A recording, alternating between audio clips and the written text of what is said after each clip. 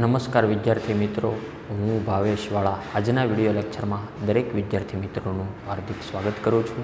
વિષય biology, chapter number 18 દેહ, જળ અને પરિવહન. તો વિદ્યાર્થી મિત્રો, લાસ્ટ લેક્ચરની અંદર આપણે રુધિર જૂથો વિશે વાત કરી હતી. તો બે પ્રકારના રુધિર જૂથો હતા. ક્યાં ક્યાં? એબીઓ રુધિર જૂથો અને આરએચ રુધિર જૂથો. એબીઓ રુધિર જૂથોની અંદર 4 પ્રકારના બ્લડની શક્યતા હતી: એ, બી, એબી અને ઓ.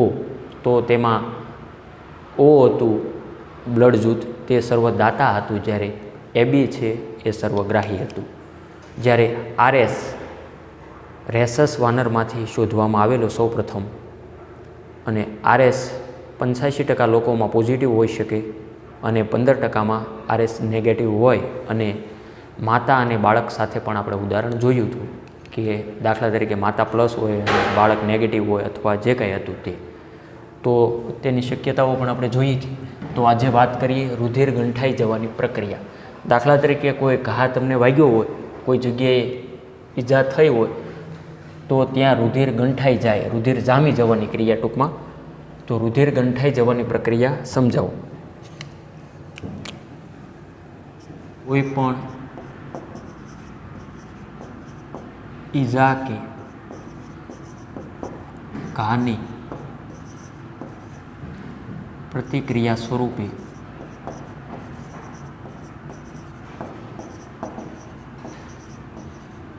થ્રોમ્બોપ્લાસ્ટિનના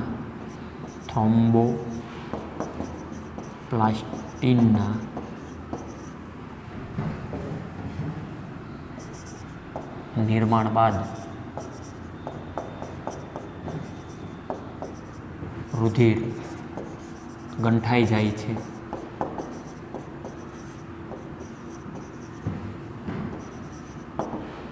પરિણામે શરીરમાંથી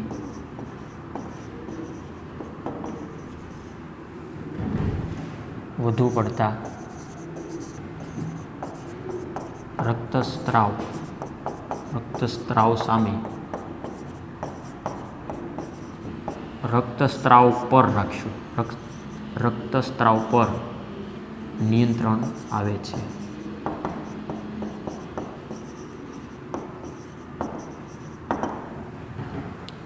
રુધિર ગંઠાવાની પ્રક્રિયામાં જોઈએ આપણે. કોઈ પણ ઈજા અથવા ઘાની પ્રતિક્રિયા સામો તેનો રિસ્પોન્સ સ્વરૂપે થ્રોમ્બોપ્લાસ્ટિનનું નિર્માણ થાય. શેનું નિર્માણ થાય? થ્રોમ્બોપ્લાસ્ટિનના નિર્માણ બાદ રુધિર ગંઠાઈ જાય, અન્યથા રુધિર ક્યારેય ગંઠાતું નથી. થ્રોમ્બોપ્લાસ્ટિનનું નિર્માણ થાય તો જ રુધિર ગંઠાય. પરિણામે શરીરમાંથી વધુ પડતા રક્તસ્રાવ પર નિયંત્રણ આવે. રુધિર દાખલા તરીકે કોઈ જગ્યાએ અહીંયા વાગ્યું હોય અને રુધિર બ્લડ આવશે બહાર, તો એ થ્રોમ્બોપ્લાસ્ટિનનું નિર્માણ થાય એટલે ધીમે ધીમે રુધિર ગંઠાઈ જાય, જેથી તેના ઉપર નિયંત્રણ લાવી શકાય. રુધિર વધારે પડતો રક્તસ્રાવ પર નિયંત્રણ આવે. ક્લિયર? રુધિરનો ગઠ્ઠો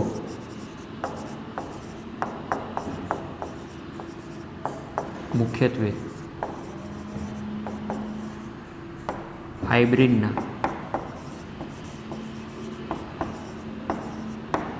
તંતુઓની જાળ અને તેમાં ફસાયેલા મૃત અને ઈજાગ્રસ્ત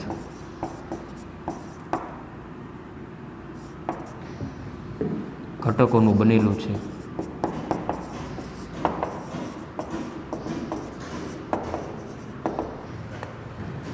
રુધિરનો ગઠ્ઠો જે રુધિર જામ્યું તેમાં મુખ્યત્વે ઝાડ સ્વરૂપે કંઈક આપણને જોવા મળશે અમુક સમયે. રેડી? કે થોડો ટાઈમ જાય તો એ ઝાડ શેની છે? એ ઝાડ છે તંતુઓની. પણ એક્ઝેક્ટ યાદ રાખવાનું છે, ફાઇબ્રિનના તંતુઓની ઝાડ. શેની? ફાઇબ્રિનના તંતુઓની ઝાડ. અને તેમાં ફસાયેલા મૃત અને ઈજાગ્રસ્ત ઘટકોનું બનેલું છે. રેડી? એ બ્લડ જે જામી ગયું હોય, સુકાઈ ગયેલું, તો તેમાં ફાઇબ્રિનના તંતુઓની ઝાડ છે અને તેમાં ફસાયેલા મૃત અને ઈજાગ્રસ્ત ઘટકો જે કાંઈ હતા, રુધિર રસ, રુધિર કોષો, જેવા કે રક્તકણ, શ્વેતકણ, ત્રાકકણ વગેરે વગેરે. તો ડિટેલમાં વાત કરીએ કે શું થાય એક્ઝેક્ટલી રુધિર રસમાં રહેલ નિષ્ક્રિય ફાઇબ્રિનોજન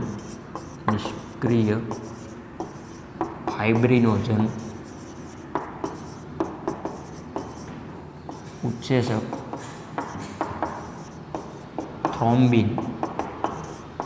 થ્રોમ્બિનની મદદથી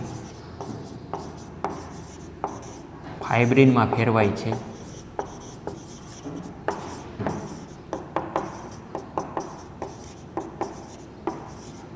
સૌ પ્રથમ પહેલાં આપણે બાકીનું વર્ણન જોઈ લઈએ, લખી નાખીએ અને ત્યારબાદ સમજીએ બધું જ. થ્રોમ્બિનનું નિર્માણ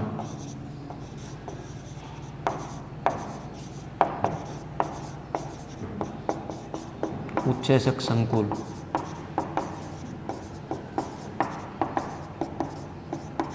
થ્રોમ્બોકાઇનેઝની મદદથી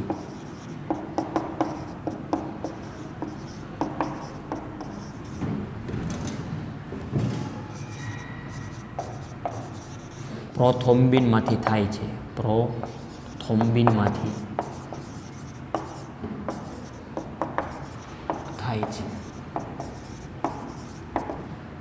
શોર્ટમાં વાત કરવી હોય તો સમીકરણ સ્વરૂપે દાખલા તરીકે પ્રોથ્રોમ્બિન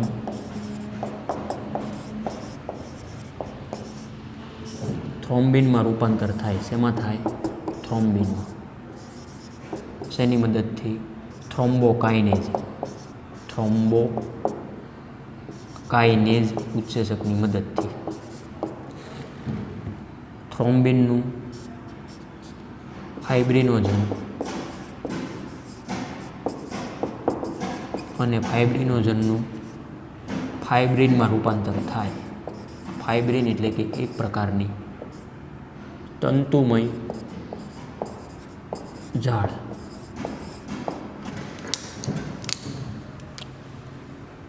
આ સંકુલ અનેક ઉત્સેચકીય પ્રક્રિયાઓ તેમજ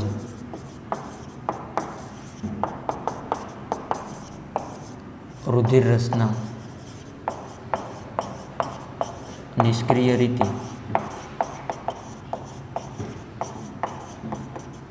રહેલ અનેક ઘટકોની ક્રમિક પ્રક્રિયાઓના પરિણામે બને છે.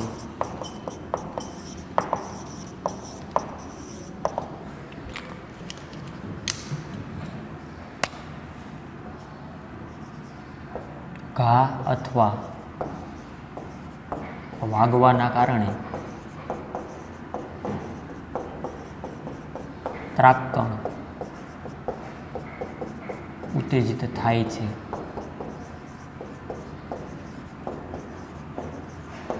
અને રુધિરમાં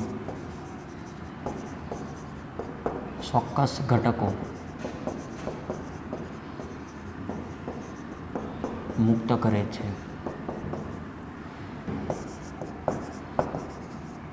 જે રુધિર ગંઠાવાની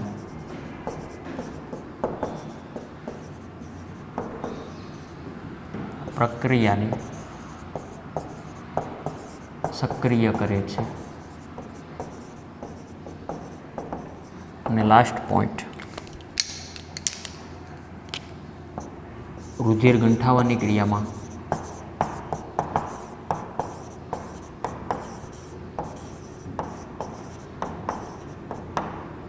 કેલ્શિયમ ખૂબ મહત્વનો ભાગ ભજવે છે.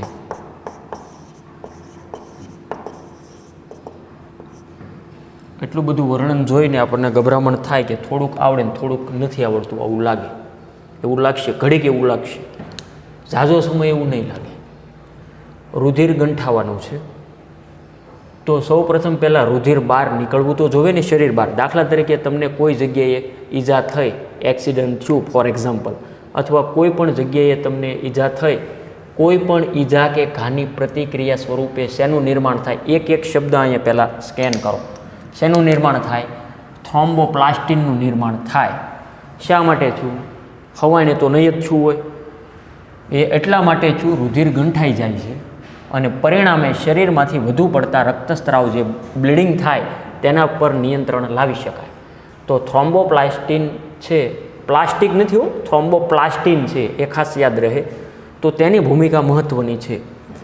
તો રુધિરનો ગઠ્ઠો મુખ્યત્વે જે જામ્યો તે ફાઇબ્રિનના તંતુઓની ઝાળ અને તેમાં ફસાયેલા મૃત અને ઇજાગ્રસ્ત ઘટકોનું બનેલું છે. આ તમને એક્ઝેક્ટ યાદ રહું, હા કે ના? એટલે સુધી તમને પ્રોબ્લેમ ન હોય. હવે વાત કરીએ રુધિર રસમાં.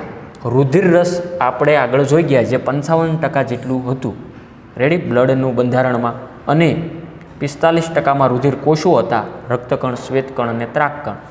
રુધિરરસ જે 55%માં હતું, જે પાણી, ક્ષાર કે પોષક દ્રવ્યનું બનેલું હોય, અન્ય પ્રોટીનનું પણ બનેલું હતું, જેના કાર્યો વિસ્તૃતમાં આપણે આગળના લેક્ચરમાં જોયા. તો રુધિર રસમાં રહેલ નિષ્ક્રિય ફાઇબ્રિનોજન હશે. શું હશે તેમાં? નિષ્ક્રિય ફાઇબ્રિનોજન. શેમાં છે? રુધિર રસમાં. ઉત્સેચક થ્રોમ્બિનની મદદથી ફાઇબ્રિનમાં ફેરવાય. શેની મદદથી? ઉત્સેચકની મદદથી. અને કોઈ પણ ઉત્સેચક હોય એને તમારે યાદ રાખવા માટે છેલ્લે એ જ પ્રત્યય હોય વિદ્યાર્થી મિત્રો, તે ઉત્સેચક હોય ને હોય જ તે. થ્રોમ્બિનનું નિર્માણ ઉત્સેચક સંકુલ થ્રોમ્બોકાઇનેઝ, આ ઉત્સેચક છો. આંખો વીછી નહીં, તમે જવાબ આપશો થ્રોમ્બોકાઇનેઝ. એ જ પ્રત્યય આવ્યું તો કે આવ્યું, તો એ ઉત્સેચક છે. તો તેની મદદથી શું થયું? પ્રોથ્રોમ્બિન બને. આ બધી જ વાત એક સમીકરણની અંદર આપણે આવરી લીધી, એટલે કોઈ ગભરાવાની જરૂરિયાત નથી ભાઈ. પ્રોથ્રોમ્બિન છે જેનું શેમાં રૂપાંતર થાય? થ્રોમ્બિનમાં. શેની મદદથી? ઉત્સેચકની. કયો ઉત્સેચક? થ્રોમ્બોકાઇનેઝ. જુઓ ને, એકબીજા નામ એકબીજાને મળતા આવે. પ્રોથ્રોમ્બિન, આગળનો પ્રો ઉડાડી નાખો, થ્રોમ્બિન. એના માટે ઉત્સેચક થ્રોમ્બોકાઇનેઝ યાદ રહે. અને થ્રોમ્બિનનું શેમાં રૂપાંતર થાય? ફાઇબ્રિનોજન. ફાઇબ્રિનની અંદર ફેરવાય, જે એક પ્રકારની તંતુમય ઝાળ છે. વોટ ઇઝ તંતુમય ઝાળ? એટલે ઝાડ તો ઝાડ જ હોય ને ભાઈ, આવી જે તંતુમય ઝાળ હશે. રુધિર જે જગ્યાએથી બ્લડિંગ થતું હોય ત્યાં આવી ઝાડ સ્વરૂપે એ જોવા મળશે. અને આ સંકુલ શા માટે કીધું? આમાં કોઈ એક નથી, આવા અનેક છે. આ બધાયનો ફાળો સંકુલ. દાખલા તરીકે શાળા એક સંકુલ છે, તેમાં બાળ મંદિરે આવી ગયું, કેજી પણ આવી ગયું, પ્રાઇમરી આવી ગયું, અપર પ્રાઇમરી આવી ગયું, માધ્યમિક આવી ગયું અને હાયર સેકન્ડરી પણ આવી ગયું. તો શાળા એક સંકુલ ગણી શકાય. તો આવી રીતે આ સંકુલ અનેક ઉત્સેચકીય પ્રક્રિયાઓ તેમજ રુધિર રસના નિષ્ક્રિય રીતે રહેલ અનેક ઘટકોની ક્રમિક પ્રક્રિયાઓના પરિણામે બને છે. તો એ આખી પ્રક્રિયા છે જે અહીંયા આપેલી નથી, એનસીઆરટીમાંથી ઉડાડી નાખી, હાવ ઓલ્ડ સિલેબસમાં હતી અને નીટ માટે અગત્યની છે. તો હું તમને A to Z વસ્તુ આપવા માગું છું નીટ રિલેટેડ, પણ એનસીઆરટીમાં આપેલું નથી. તો એ હું તમને એક સ્લાઇડ સ્વરૂપે હમણાં આપું છું વિદ્યાર્થી મિત્રો, ઓલ્ડ સિલેબસના આધારે, જે ખૂબ જ સરળ ભાષામાં જ આપું, જેથી તમે સારી રીતે વાંચીને પણ યાદ રાખી શકશો. છતાં પણ એ જરૂર લાગે એવું વસ્તુ હું તમને સમજાવું છું. ઘા અથવા વાગવાના કારણે શું થાય? ત્રાકકણ ઉત્તેજિત થાય. રુધિર કોષો હતા 3 પ્રકારના, યાદ કરો, રક્તકણ, શ્વેતકણ અને ત્રાકકણ. એ ત્રાકકણ ઉત્તેજિત થાય, મતલબ સક્રિય થાય અને રુધિરમાં ચોક્કસ ઘટકો મુક્ત કરે છે. આ ત્રાકકણો ઉત્તેજિત થાય તો રુધિરમાં ચોક્કસ ઘટકો મુક્ત કરે છે, જે રુધિર ગંઠાવાની પ્રક્રિયાને સક્રિય કરી નાખશે. થ્રોમ્બોપ્લાસ્ટિન, આ બધું જ આખું સમીકરણ, આ બધું જ એટલા માટે સંકુલ શબ્દ વાપરો. અને રુધિર ગંઠાવાની ક્રિયામાં કેલ્શિયમ Ca+2, કેલ્શિયમ ખૂબ મહત્ત્વનો ભાગ ભજવે છે. આ પણ યાદ રાખજો. હવે બાકીનું નીટ રિલેટેડ થોડીક માહિતી એક્સ્ટ્રા તમને આપવા માગું છું. તો એટલી વસ્તુ એનસીઆરટી બુક્સની છે. હવે જે સ્લાઇડ આપું છું જે એનસીઆરટી બુક્સની નથી, ઓલ્ડ સિલેબસની છે, જેના આધારે આખી પ્રોસેસ સાયન્ટિફિક જે કેવી રીતે થાય તે આપણે સમજીએ. સૌ પ્રથમ પહેલાં એટલી વસ્તુ નોટ કરો.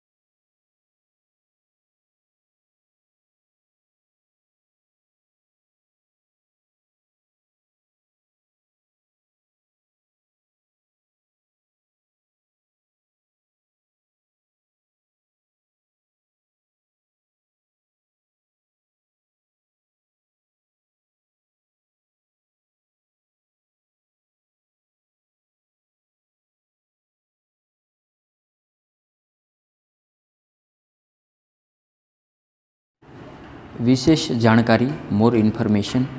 રુધિર જામી જવાની ક્રિયા એ જટિલ જૈવિક પ્રક્રિયા છે. તેમાં રુધિર રસ અને પેશીઓમાં હાજર 13 કારકો ભાગ લે છે. તો આ 13 કારકો નેક્સ્ટ સ્લાઇડમાં હું તમને સમજાવું છું વિસ્તૃતમાં. રુધિર ગંઠાવાની પ્રક્રિયાના તબક્કા. તો આ પ્રક્રિયા મુખ્ય 3 તબક્કામાં થાય. એમાં નંબર 1 છે થ્રોમ્બોપ્લાસ્ટિનનું નિર્માણ, બીજું છે થ્રોમ્બિનનું નિર્માણ અને ત્રીજું છે ફાઇબ્રિનનું નિર્માણ.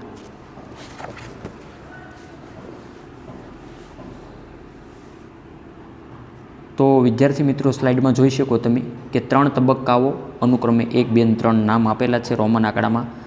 થ્રોમ્બોપ્લાસ્ટિન છે વિદ્યાર્થી મિત્રો એ કેલ્શિયમની મદદથી પ્રોથ્રોમ્બિન અને થ્રોમ્બિનમાં રૂપાંતર થયું 2 ભાગમાં. જ્યારે થ્રોમ્બિન છે એ ફાઇબ્રિનોજન અને ફાઇબ્રિનમાં રૂપાંતર થશે. રુધિર જામી જવાના સામેલ કારકો આપેલા છે. અહીંયા રોમન સંખ્યા કે આંકડામાં 13 સુધી લખેલા છે.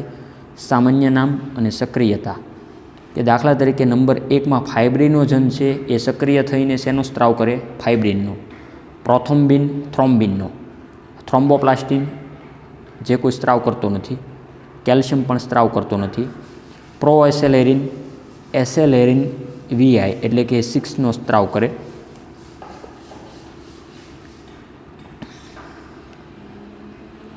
પ્રોકોન્વર્ટિન તો કે કોન્વર્ટિન. AHG એટલે કે એન્ટી હિમોફિલિક ગ્લોબ્યુલિન સક્રિય ASGનો સ્ત્રાવ કરે. ક્રિસ્ટમસ કારક સક્રિય ક્રિસ્ટમસ કારકનો સ્ત્રાવ કરે. સ્ટુઅર્ટ કારક સક્રિય સ્ટુઅર્ટ કારક. પ્લાઝ્મા થ્રોમ્બોપ્લાસ્ટિન સક્રિય PTA. વોટ ઇઝ PTA એટલે કે પ્લાઝ્મા થ્રોમ્બોપ્લાસ્ટિન. હેગમેન કારક સક્રિય હેગમેન કારક. ફાઇબ્રિન સ્ટેબિલાઇઝિંગ કારક એટલે કે FSF સક્રિય FSFનો સ્ત્રાવ કરે. Next slide.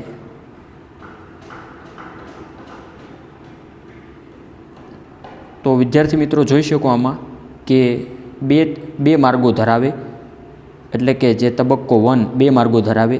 નંબર A આંતરિક માર્ગ. આંતરિક માર્ગ આ કારકો રુધિર રસમાંથી ઉત્પન્ન થાય. ક્યાંથી થાય? રુધિર રસમાંથી ઉત્પન્ન થાય. જ્યારે બાહ્ય કારક તો કે રુધિર રસની ઈજાગ્રસ્ત પેશીઓમાંથી નિર્માણ પામે. તો અત્યારે આપણે જોઈ રહ્યા છીએ આંતરિક માર્ગ. આ કોઈ વસ્તુ અત્યારે અહીંયા આપેલી નથી. આ ઓલ્ડ સિલેબસના આધારે મેં તમને સમજાવવાનો પ્રયત્ન કર્યો નીટ માટે સ્પેશિયલ. આ કારકો રુધિર રસમાંથી ઉત્પન્ન થાય. જ્યારે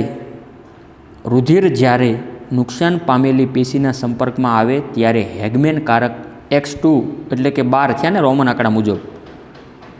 બીજી વાર રુધિર જ્યારે નુકસાન પામેલ પેશીના સંપર્કમાં આવે ત્યારે હેગમેન કારકને સક્રિય થાય અને X plus IX plus ASG આગળ મેં તમને કોષ્ટક આપ્યું એ મુજબ યાદ રાખી લેવું પ્લસ ફોસ્ફોલિપિડ પ્લસ કેલ્શિયમના નિર્માણ સાથે અંત પામે.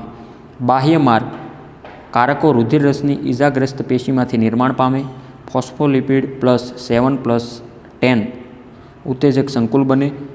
X ઉત્તેજક સંકુલનું કાર્ય સ્ટુઅર્ટ કારક Xને સક્રિય કરે છે. આ સક્રિય કારક X એ પ્રોએસેલેરિન ફોસ્ફોલિપિડ અને કેલ્શિયમની સાથે સંકુલ બનાવી થ્રોમ્બોપ્લાસ્ટિન બનાવે. બીજો તબક્કો થ્રોમ્બોપ્લાસ્ટિનની હાજરીમાં પ્રોથ્રોમ્બિનમાંથી થ્રોમ્બિનનું નિર્માણ થાય અને ત્રીજો તબક્કો થ્રોમ્બિન ફાઇબ્રિનોજન સાથે પ્રક્રિયા કરી દ્રાવ્ય ફાઇબ્રિન બનાવે. કેલ્શિયમ અને સક્રિય FSF બનાવે. જે દ્રાવ્ય ફાઇબ્રિનને સ્થાયી ફાઇબ્રિનમાં ફેરવે પરિણામે રુધિર ગાંઠોનું નિર્માણ થાય. તો વિદ્યાર્થી મિત્રો આ રીતે સાયન્ટિફિક થાય. જરૂર લાગે તો આ સ્લાઇડ લખવી તમારે, અન્યથા નહીં. હવે વિદ્યાર્થી મિત્રો વાત કરીએ લસિકા. લસિકા રુધિરની આપણે વાત કરી. આ પણ એક પ્રકારનું લિક્વિડ જ છે આપણા શરીરમાં આવેલું લસિકા, જેના થોડાક સમાનાર્થી નામ પણ યાદ રાખજો. લસિકા એટલે કે પેશીય જળ.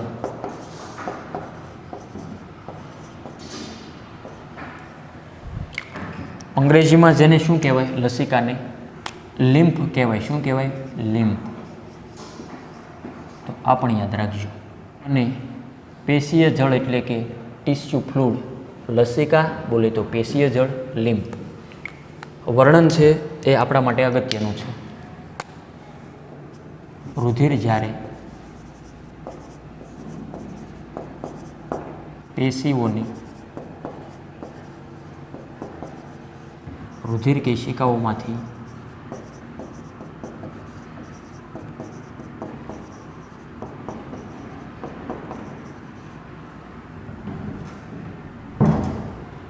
પસાર થાય ત્યારે મોટા કદના પ્રોટીન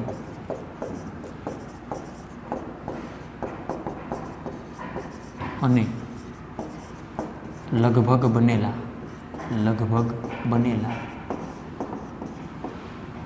રાસાયણિક ઘટકો છોડીને રુધિર રસમાં પાણી રુધિર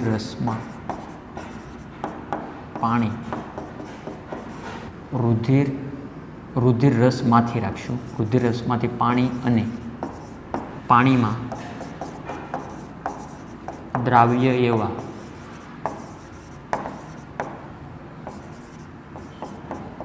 ઘણા નાના પદાર્થો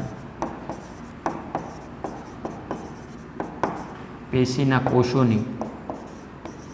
કોષોની વચ્ચેની જગ્યામાં બહાર નીકળે છે.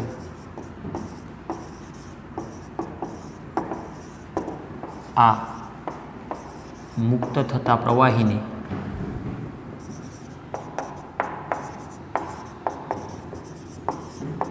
આંતરકોશીય જળ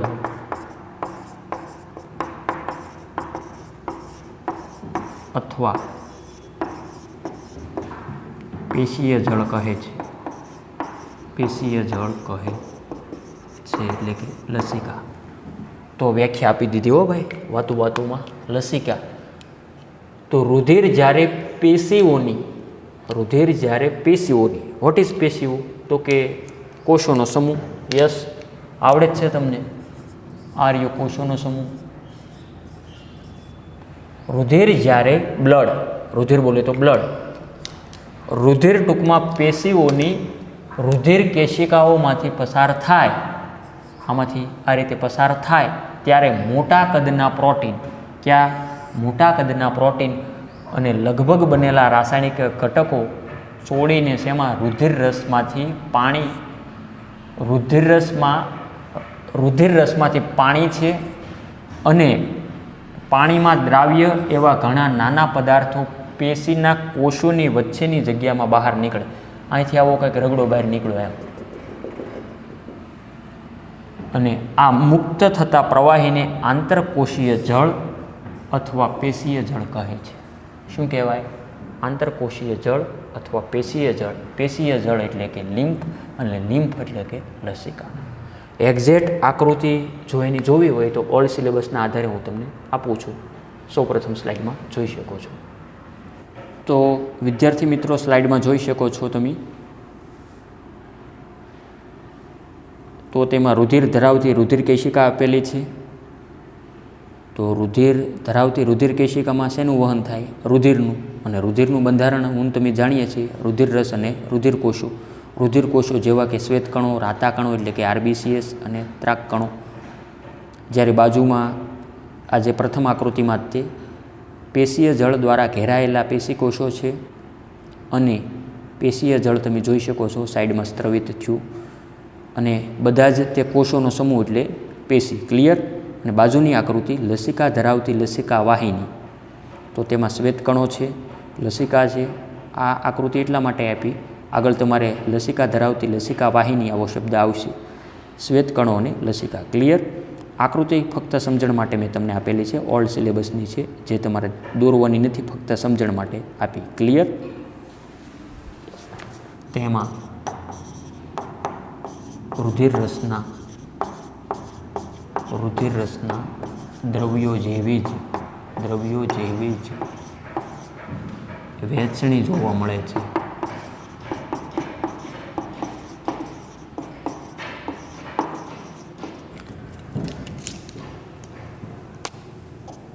રુધિર અને કોષોની વચ્ચે પોષક તત્વો વાયુઓ વગેરેનું વિનિમય આ પ્રવાહી દ્વારા થાય છે.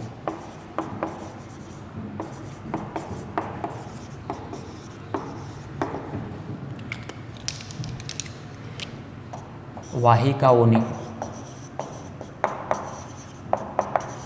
વિસ્તૃત જાળ કે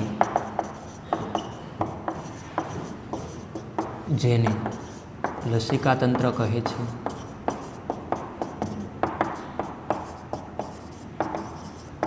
આ ઝાડને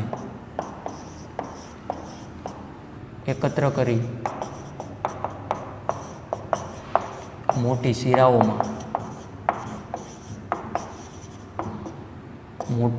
શિરાઓમાં પાછું ઠાલવે છે.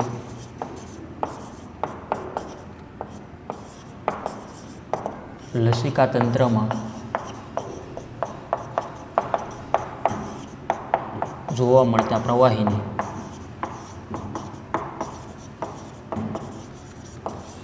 લસિકા કહે છે.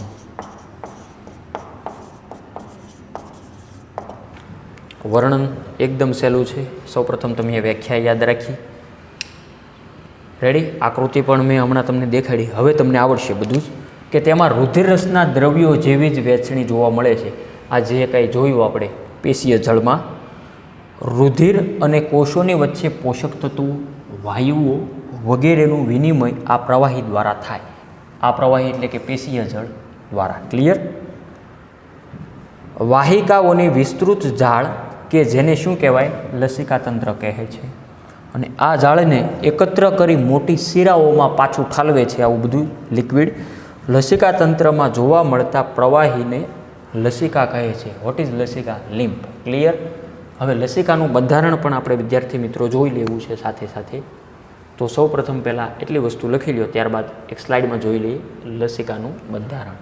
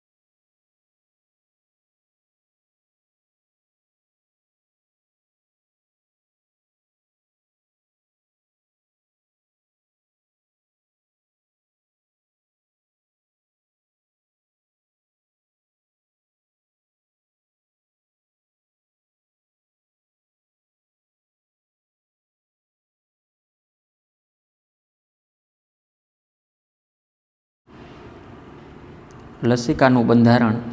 લસિકા લગભગ પારદર્શક પ્રવાહી છે. આરપાર જોઈ શકાય તેવું છે કે ટૂંકમાં કહું તો પાણી જેવું, જેનું બંધારણ રુધિરરસને મળતું આવે છે, પરંતુ તેમાં ઓગળેલા ઘટકોની સાંદ્રતા જુદી જુદી હોય છે રુધિરરસ કરતાં.